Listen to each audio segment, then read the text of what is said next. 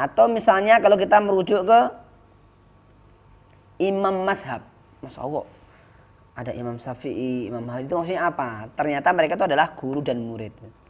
Ada setidaknya 4 mazhab. Jadi imam-imam ini mengumpulkan hadis-hadis pelajaran dari Rasulullah, dari para sahabatnya, kemudian dikelompok-kelompokkan dalam masalah fikih, sholat, wudhu, akidah, perjanjian, haji dan sebagainya, dikumpulkan.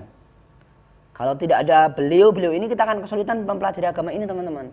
Tapi karena beliau ini sudah mengumpulkan per bab, dikumpulkan seluruh hadis, akhirnya menjadi petunjuk dasar ketika kita belajar di seluruh dunia. Dan beberapa negara di dunia memakai mazhab yang berbeda.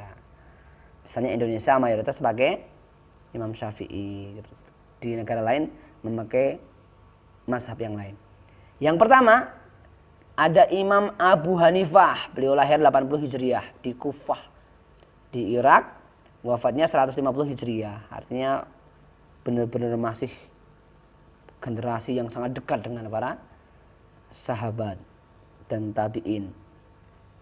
Kemudian ada yang kedua Imam Malik bin Anas, lahirnya 93 Hijriah. Dan keunikan Imam Malik ini mengutamakan hadis-hadis dari penduduk Madinah. Kenapa? Kalau kita mengambil hadis perkataan dari orang-orang Madinah kan hidup langsung dengan Rasulullah, dekat dengan Rasulullah dan para sahabatnya, maka kesohihannya akan sangat besar. Maka dijuluki ini hadis-hadisnya mutawatir. Mutawatir itu yang meriwayatkan lebih dari 40 sahabat. Jadi sangat-sangat kuat sekali.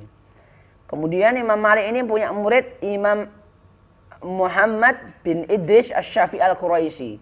Sering dikenal dengan Imam Syafi'i, yang kita orang Indonesia sangat banyak yang memakai mazhab Imam Syafi'i ini. Beliau lahir 150 Hijriah. Beliau berguru kepada Imam Malik. 7 tahun sudah hafal Quran, teman-teman. Kalau kita 7 tahun sudah bisa main bentik.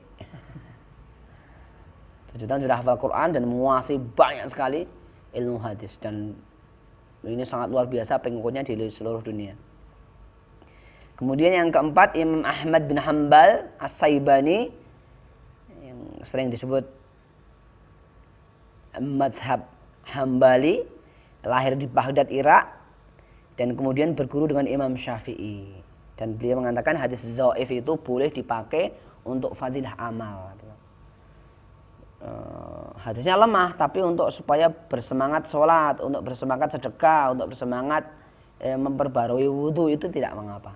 Nah, teman-teman, jadi salah satu kaidah bagi thalabul ilmi ini harus merujuk kepada para salafus soleh, para generasi terdahulu. Siapa?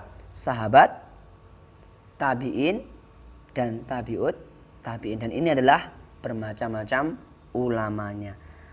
Yang berikutnya yang kedua, ini ya, kita nanti bisa difoto, didokumentasikan supaya kita mengetahui ternyata ada 4 mazhab ini yang kadang-kadang kita tidak tahu ini namanya siapa atau tahun lahirnya kapan dan di mana dilahirkan.